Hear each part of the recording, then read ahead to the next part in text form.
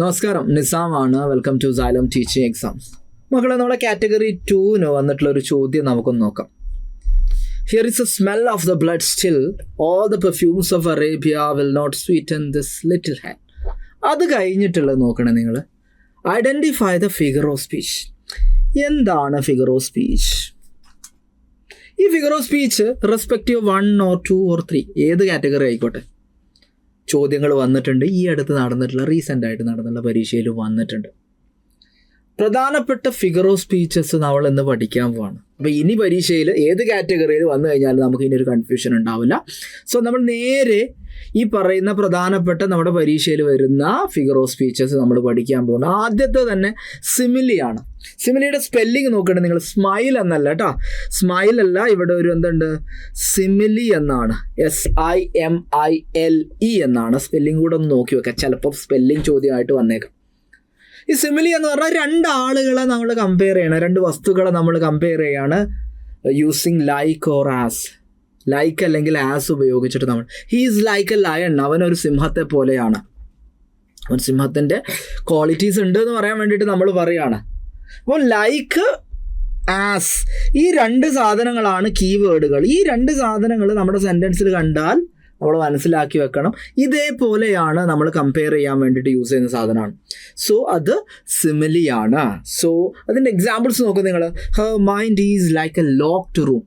ഒരു ലോക്ക് ചെയ്യപ്പെട്ട റൂമിനെ പോലെയാണ് അവളുടെ മൈൻഡ് എന്ന് പറയുന്നതാണ്. ഒരു നിരാശകാമുകൻ പറയുന്ന ഒരു പോലെയുണ്ട് അല്ലേ. He Ford as bravely as A lion. ഒരു ലയനെ പോലെ ബ്രേവായിട്ട് അവൻ എന്ത് ചെയ്തിട്ടുണ്ട്, ഫൈറ്റ് ചെയ്തിട്ടുണ്ട്. സോ നമ്മുടെ സെൻറ്റൻസിൽ രണ്ടാളുകൾ കമ്പയർ ചെയ്യാണ്, ലൈക്ക് അല്ലെങ്കിൽ ആസ് ഉപയോഗിച്ചിട്ട് കമ്പയർ ചെയ്യുകയാണെങ്കിൽ അതിനെ നമ്മൾ സിമിലി എന്നാണ് വിളിക്കാം. ഇനി രണ്ടാമത്തതും ഒരു കമ്പാരിസൺ തന്നെയാണ്. ബട്ട് നിങ്ങൾക്ക് അവിടെ എന്ത് കാണാൻ പറ്റില്ല, ലൈക്ക് അല്ലെങ്കിൽ ആസ് കാണാൻ പറ്റില്ല. നമ്മൾ ഹീസ് ലൈക്ക് എ ലയൺ എന്ന് പറയുന്നത് ഇവിടെ എത്തുമ്പോൾ എന്താണ്, ഹി ഈസ് എ ലയൺ. അപ്പോൾ ഇങ്ങനെയുള്ള കമ്പാരിസനെ നമ്മൾ വിളിക്കുന്ന പേരാണ് മെറ്റഫർ. ഇതിന് നമ്മൾ വിളിക്കുന്ന പേരാണ് മെറ്റഫർ. നോക്കണം നിങ്ങൾ, പ്രധാനപ്പെട്ട ഇമ്പോർട്ടൻ്റ് ആയിട്ട് നമ്മൾ പരീക്ഷയിലേക്ക് വരുന്നൊരു സാധനമാണ് time is a thief. Time എന്ന് പറയുന്നൊരു കള്ളനാണ്. അല്ലെങ്കിൽ the world is a stage, ഷേക്സ്പിയറുടെ ഫേമസ് ആയിട്ടുള്ള മെറ്റഫറാണ്. The world is a stage. So ഈ ഇങ്ങനെ പറയുന്ന പ്രധാനപ്പെട്ട സാധനങ്ങളൊക്കെ എന്ത് ചെയ്യും, പരീക്ഷയ്ക്ക് വരും.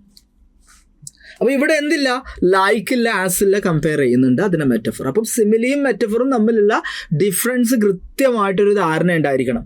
സിമിലി എന്ന് പറഞ്ഞു കഴിഞ്ഞാൽ ലൈക്ക് അല്ലെങ്കിൽ ആസ് ഉപയോഗിക്കും, മെറ്റഫറിൽ അത് ഉണ്ടാവില്ല. രണ്ടും കമ്പാരിസൺ തന്നെയാണ് എന്നുള്ള കാര്യം ഓർത്തിരിക്കും. ഇനി അടുത്തതിലേക്ക് നമ്മൾ പോവാണ്. യെസ്, ഹൈപ്പർബലി എന്നാട്ടോ വായിക്കുക, ഹൈപ്പർബോൾ അല്ല, ഇറ്റ്സ് ഹൈപ്പർബലി. ഹൈപ്പർബലി എന്ന് പറയുമ്പോൾ ഞാൻ നിങ്ങളോട് 1000 തവണ പറഞ്ഞിട്ടുണ്ട്. ഞാൻ 1000 തവണ ഒക്കെ പറഞ്ഞിട്ടുണ്ടാവുമോ? ഇല്ല അല്ലേ.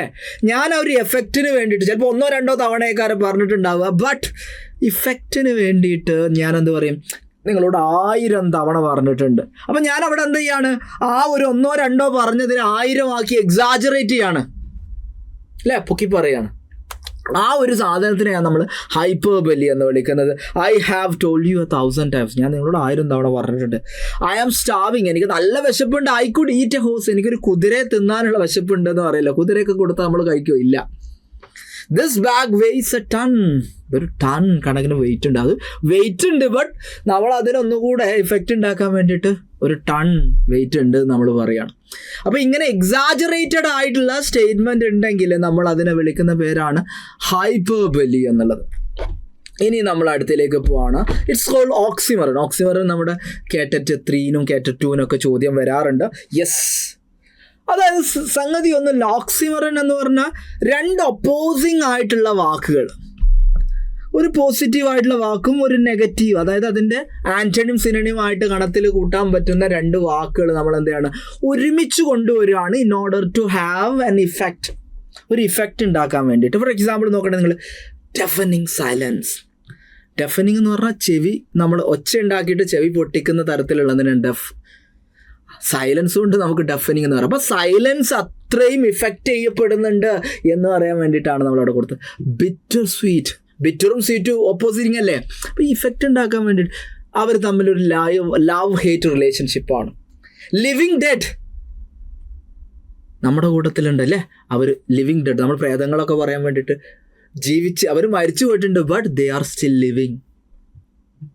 സോ അങ്ങനെയും പറയും. അപ്പോൾ ഒരു ഇഫക്റ്റ് ഉണ്ടാക്കാൻ വേണ്ടിയിട്ട് രണ്ട് ഒപ്പോസിങ് ആയിട്ടുള്ള വാക്കുകൾ ഒരുമിച്ച് നമ്മൾ ചേർക്കുന്നതിനെയാണ് നമ്മൾ ഓക്സിമറൻ എന്ന് വിളിക്കുന്നത്. സോ അത് കൃത്യമായിട്ട് ഓർത്തിരിക്കട്ടോ.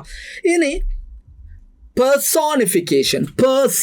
പേഴ്സോണിഫിക്കേഷൻ ഒന്നുമില്ല. പേഴ്സോണിഫിക്കേഷൻ എന്ന് പറഞ്ഞാൽ ഒരു ഇന്നാനിമേറ്റ് ആയിട്ടുള്ള ഒരു സാധനത്തിനെ നമ്മൾ എന്ത് ചെയ്യാണ്? പേഴ്സണാക്കി മാറ്റുക. എന്ന് പറഞ്ഞാൽ ഹ്യൂമൻ ക്വാളിറ്റീസിന് നമ്മൾ അതിന് കൊടുക്കുക. ഹ്യൂമൻ ക്വാളിറ്റീസ് നമ്മളോട് അതിന് കൊടുക്കുക. ഫോർ എക്സാമ്പിൾ നോക്കണമെങ്കിൽ the wind whispered through the trees. Whisper ചെയ്യുക, സംസാരിക്കുക എന്ന് പറയുന്നത് മനുഷ്യൻ്റെ ക്വാളിറ്റീസാണ്. അത് ഇന്നാനിമേറ്റ് ആയിട്ടുള്ള കാറ്റിന് നമ്മൾ കൊടുക്കുകയാണ് വിസ്പർ ചെയ്ത്. ദ സൺ സ്മൈൽഡ്, ചിരിച്ചു. ഓപ്പർച്യൂണിറ്റി നോക്ക്, നമ്മൾ സ്ഥിരമായിട്ട് പറയുന്ന സാധനം. നോക്ക് ചെയ്യുക എന്ന് പറയുന്നത് നമ്മൾ ചെയ്യുന്നതാണ് അല്ലേ. ബട്ട് ഓപ്പർച്യൂണിറ്റി നോക്ക് ചെയ്യുക എന്ന് പറഞ്ഞാൽ നിങ്ങൾ ആലോചിച്ച് നോക്ക്. നിങ്ങൾ അതിന് നമ്മൾ പേഴ്സണൽ ക്വാളിറ്റി കൊടുക്കുകയാണ്, ഹ്യൂമൻ ആട്രിബ്യൂട്ട്സ് കൊടുക്കുകയാണ്. സോ അതിനെയാണ് നമ്മൾ പേഴ്സോണിഫിക്കേഷൻ എന്ന് പറയുന്നത്. ദെൻ ഇത് കൂടാതെ ഒരു സാധനം കൂടെ ഉണ്ട്, ബോണസ് ആയിട്ട് നമുക്ക് പറയാൻ പറ്റുന്നതാണ് ഓണമറ്റോപ്പിയ. ഓണമറ്റോപ്പിയ എന്ന് പറയുന്നൊരു വാക്കുണ്ട്. അതിൻ്റെ സ്പെല്ലിങ് നിങ്ങളൊന്ന് നോക്കി വെക്കുക. ONOMATOPOEIA ആണ്. ചിലപ്പോൾ സ്പെല്ലിങ് ചോദിച്ചേക്കാട്ടോ. ഈ ഓണമറ്റോപ്പിയ എന്ന് പറഞ്ഞാൽ words that imitates a sound. സൗണ്ടിനെ ഇമിറ്റേറ്റ് ചെയ്തുകൊണ്ട് നമ്മൾ ഉണ്ടാക്കുന്ന വാക്കുകളെയാണ് നമ്മൾ ഓണമറ്റോപ്പിയ. ഏറ്റവും നല്ല ഉദാഹരണം എന്ന് പറഞ്ഞാൽ കുയിലിന് നമ്മൾ എന്താ വിളിക്കുക? കുക്കു എന്നാണ് കുയിലിനെ. അതായത് ആ കുയിലുണ്ടാക്കുന്ന സൗണ്ട് ഇമിറ്റേറ്റ് ചെയ്തുകൊണ്ട് നമ്മളൊരു വാക്ക് ക്രിയേറ്റ് ചെയ്തിട്ടുണ്ട്, കുക്കു അല്ലേ? യെസ്. ദെൻ നമ്മുടെ തേനീച്ചകളുടെ അതിന് നമ്മൾ ബസ് എന്നാ പറയുക. ബസ്. ആ സൗണ്ട് ഇമിറ്റേറ്റ് ചെയ്തുകൊണ്ട് നമ്മൾ എന്ത് ചെയ്യാണ്?